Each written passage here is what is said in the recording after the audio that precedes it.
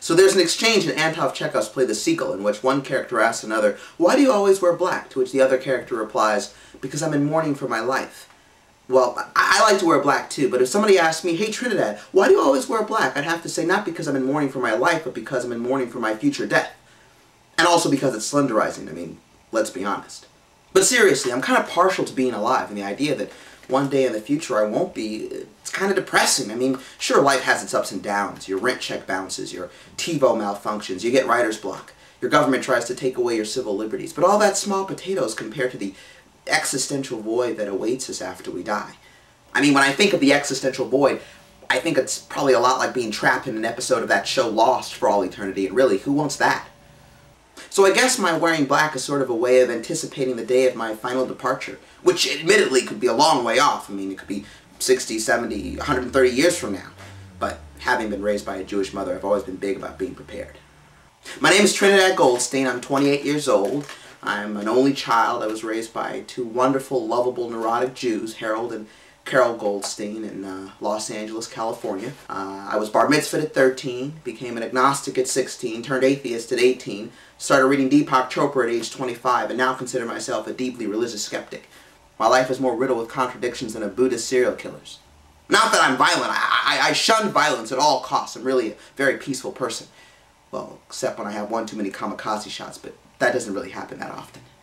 I'm an Aquarius. My favorite novelist is Philip Roth. I enjoy any movie that Pauly Shore is not in. In terms of music, I'm a big fan of Miles Davis, the Beatles, and James Brown, who I hope by the time you're watching this has actually been buried.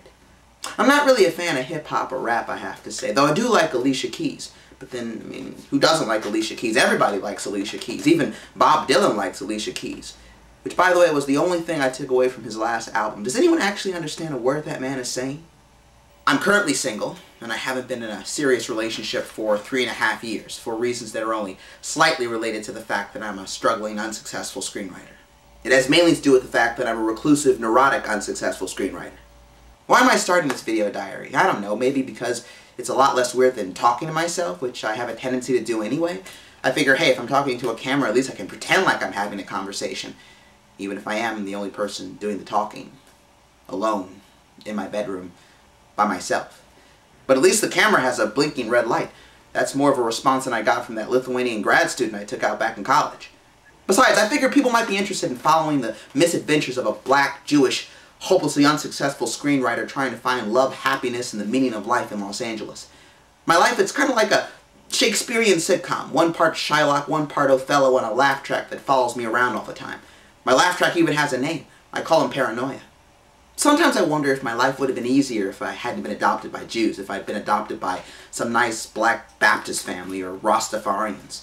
But then I figure, hey, it could have been worse. I could have been adopted by Mormons, or even more horrifying, Scientologists. I mean, don't get me wrong. Everybody's entitled to their own delusions, Tom Cruise included. But if yours involves liking the movie Battlefield Earth, that's not only delusional, you're delusional with bad taste.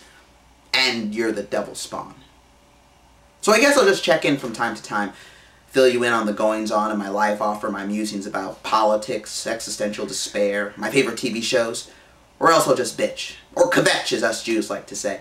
Actually, kvetching is one of the things that blacks and Jews share in common, besides Sammy Davis Jr. and massive cultural paranoia. Oh, and I should also mention that I'm partial to brunettes and I'm allergic to peanuts, in case we ever go out for dinner or something.